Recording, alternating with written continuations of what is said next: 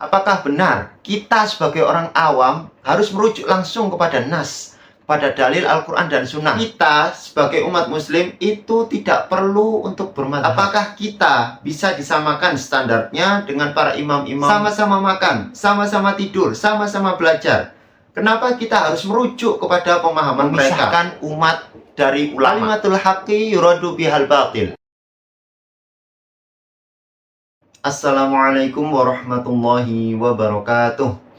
Alhamdulillahirrabbilalamin. Assalatu wassalamu ala ashrafil anbiya'i wal mursalin, nabiyina wa habibina Muhammadin wa ala alihi wa ashabihi ajma'in, amma ba'du. Di video kali ini saya ingin mereaction satu pernyataan atau fatwa dari Ustadz Wahabi Indonesia, yaitu Ustadz yang juga sudah senior, Ustadz Hakim Abdad. Beliau menyatakan bahwasanya kita sebagai umat muslim itu tidak perlu untuk bermadhab, karena patokan kita adalah Al-Quran dan Sunnah. Bahkan para imam-imam madhab itu berpedoman dengan Al-Quran dan Sunnah, dan mereka tidak ada yang bermadhab. Apa yang kalian ikuti? Sedangkan mereka yang menjadi imam madhab pun menyebutkan ketika terjadi perselisihan antara ucapanku dengan nas atau Al-Quran dan Sunnah, maka buanglah ucapanku. Apakah kita bisa disamakan standarnya dengan para imam-imam madhab tersebut? Sedangkan kita dan para imam-imam madhab itu sama-sama manusia, sama-sama makan, sama-sama tidur, sama-sama belajar. Kenapa kita harus merujuk kepada pemahaman mereka, merujuk kepada pemahaman ashab mereka, orang-orang yang mengikuti mereka? Kenapa kita tidak langsung ke nasnya, yaitu pemurnian Islam, agama berdasarkan Al-Quran dan Sunnah? Sebelum kita lanjutkan, mari kita dengarkan cuplikan video berikut. Madhab itu, kalaupun ada, itu bukan buat orang awam, tapi buat ahli ilmu. Karena dia beristidlal. Mampukah orang awam beristidlal? Nggak mampu. Mampukah orang awam beristihad? Orang awam mana? Orang awam bukan dalil. Dia tidak bisa beristidlal, dia beri dalil kitab atau sunnah. Jadi salah kalau dikatakan saya madhabnya Syafi'i, dia awam. Kalau penanya bukan ahli ilmu, bukan ulama, maka dia tidak berhak bermadhab. Mampu tidak dia beristidlal? Nggak mampu orang awam. Jadi madhab itu, kalaupun ada, itu khusus orang-orang alim, bukan orang-orang awam. Kita tidak boleh menentukan salah satu madhab. Antum duduk di majelis bebas madhab. Ini bebas madhab, tidak ada madhab kecuali madhab Nabi yang mulia alaihi salatu wassalam. Itulah pernyataan dari Ustadz Salafi Wahabi yang ada di Indonesia. Bahkan beliau adalah senior dari ustadz-ustadz yang lebih muda, seperti Ustadz Firanda, Ustadz Khalid Basalamah, Ustadz Syafiq Basalamah. Beliau adalah gurunya. Apakah benar kita sebagai orang awam harus merujuk langsung kepada nas, pada dalil Al-Quran dan Sunnah? Karena bermadhab itu ranahnya orang-orang yang lebih berilmu. Orang-orang awam diminta untuk beristidlal dan berijtihad langsung merujuk kepada nas. Ini adalah sesuatu yang lucu bagi orang yang mengerti bagaimana pondasi dalam beragama, bagaimana tertibnya kita dalam mempelajari ilmu. Tapi bagi orang awam ini adalah sesuatu yang sangat wow, sesuatu yang sangat menakjubkan, karena memang benar panduan kita adalah Al-Quran dan Sunnah. Jadi kita langsung saja kembali ke Al-Quran dan Sunnah tanpa perlu memperdulikan madhab-madhab yang sudah dibentuk. Di akhir video nanti saya akan cuplikan bagaimana pendapat dari salah satu ulama Arab Saudi dalam menyikapi orang yang bermadhab. Apakah boleh ataukah tidak, ataukah haram atau malah wajib. Nanti di akhir video saya akan cuplikan. Sekarang saya ingin membahas misi tersembunyi dari ajakan anti madhab dan ajakan untuk kembali kepada Al-Quran dan Sunnah. Apa efek sampingnya? Tujuan yang pertama jelas, memisahkan umat dari ulama. Tujuan dari anti madhab dan ajakan kembali kepada Al-Quran dan Sunnah, merujuk langsung ke sana, tentu membuat umat muslim, baik orang yang berilmu ataupun orang awam, akan kehilangan komando pusat dalam segala hal, baik itu berpolitik, beragama, bersosial, dan lebih parahnya lagi akan kehilangan metode yang benar dalam memahami agama Islam. Mereka kaum Salafi Wahabi itu sadar kegagalan mereka di masa lalu disebabkan karena semangat persatuan umat muslim untuk memerangi mereka. Satu komando, yaitu komando para ulama, para ahli ilmu.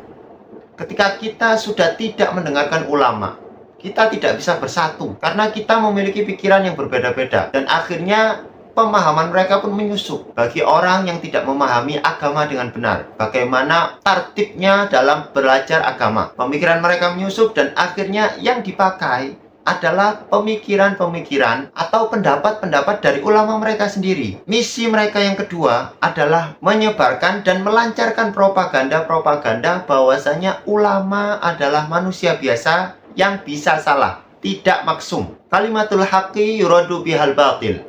Kalimat yang benar tapi dimaksudkan untuk sesuatu yang menyimpang, sesuatu yang salah. Propaganda ini jelas diperuntukkan agar umat muslim keluar dari mazhab-mazhab yang sudah terbentuk.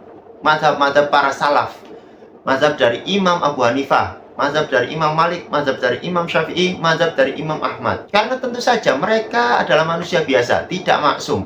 Maka dari itu mengapa kita ambil pendapat-pendapat mereka? Sedangkan ada yang sangat jelas dan benar, yaitu Al-Quran dan Sunnah. Akhirnya mereka yang tidak tahu atau orang awam yang baru kenal dengan agama Islam dan kebetulan ketemu dengan ustadz-ustadz Salafi Wahabi, maka akan langsung merujuk kepada Nas Al-Quran dan Sunnah. Kemudian secara perlahan-lahan diarahkan dengan pemahaman mereka, pemahaman Salafi Wahabi, yaitu ulama mereka sendiri.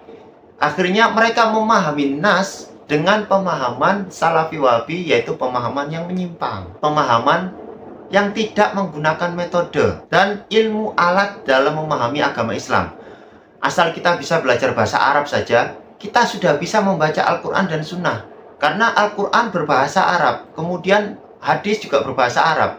Ketika kita sudah paham bahasa Arab, maka cukuplah kita mengambil dasar agama ini dengan Al-Quran dan Sunnah. Nah, ini adalah sesuatu kebodohan yang sangat jelas terpampang. Kemudian ketika dihadirkan qaul dari ulama, mereka akan menolak dengan dasar kata ulama atau pendapat ulama itu tidak maksum. Jadi mereka secara tidak langsung berpendapat pemahaman mereka ini lebih baik dari pemahaman para ulama. Tetapi mereka tidak sadar karena penggiringan opini dan pengaruh dari dakwah kembali kepada Al-Quran dan Sunnah tanpa memperdulikan ucapan para ulama, karena ulama tidak maksum. Kemudian misi mereka yang ketiga adalah menuduh bahwa orang-orang yang bermazhab adalah orang yang ta'assub, menuduh mereka ta'assub mazhab, yaitu berfanatik dalam bermazhab. Ketika kita adalah orang yang jahil, kewajiban kita adalah mengikuti orang yang lebih berilmu. Bagaimana kita bisa menentukan suatu hukum, beristidlal, berijtihad tanpa memiliki ilmu alat. Kemudian langsung kita menabrak satu permasalahan itu dengan nas. Qala Rasulullah, qala Allah, seperti itu. Sedangkan ada sesuatu tahapan-tahapan, ilmu-ilmu yang harus kita tempuh terlebih dahulu, kita capai terlebih dahulu agar kita bisa berijtihad dan beristidlal. Seperti Imam Syafi'i, Imam Malik, Abu Hanifah, Imam Ahmad. Jangan seakan-akan kita sama-sama manusia, kemudian sama derajat kita dengan Imam Ahmad, Imam Syafi'i, Imam Malik, Imam Abu Hanifah. Ya tidak, karena mereka memiliki disiplin ilmu yang tidak kita miliki. Dan karena pemahaman mereka itu mutasil sampai kepada sahabat, sampai kepada Rasulullah. Sedangkan kita, zaman kita terlalu jauh kepada Rasulullah SAW. Kita tidak mau menitih ilmu ke guru kita, yang berguru ke gurunya lagi, sampai ke Rasulullah. Kita langsung lompat. Seakan-akan guru kita, ulama-ulama yang di atasnya itu tidak paham agama sama sekali. Kita langsung kembali kepada Al-Quran dan Sunnah. Ataupun kalau kita kembali kepada qaulnya Syafi'i, qaulnya para imam madhab itu, kita paham dengan ucapan mereka. Kita lebih paham ucapan mereka daripada ucapan para muridnya. Nah, ini kan aneh sebetulnya. Kalau kita pikir secara matang, kita pikir dengan otak yang jernih, ini aneh sebetulnya. Misi mereka yang keempat dalam menggaungkan anti mazhab dan juga kembali kepada Al-Quran dan Sunnah adalah tuduhan mereka gulu. Maksudnya adalah orang yang belajar kepada gurunya itu terlalu berlebih-lebihan. Sampai-sampai mencium tangan gurunya saja itu dikategorikan sebagai musyrik karena menunduk kepada selain Allah. Na'udzubillahi min dzalik. Itu adalah salah satu bentuk kita memuliakan para ahli ilmu.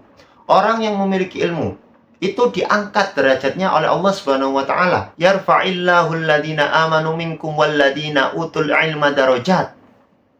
Allah itu mengangkat derajat orang-orang yang beriman dan orang-orang yang ahli ilmu. Jadi tentulah derajat mereka itu lebih tinggi. Dan sebagai bentuk pemuliaan kita kepada ahli ilmu, bentuk pemuliaan kita kepada ilmu, maka kita mencium tangannya. Dan itu tidak berlebihan kok. Dan juga itu tidak bisa dimasukkan ke kategori syirik, menyembah selain Allah. Tentu tujuan kita untuk memuliakan.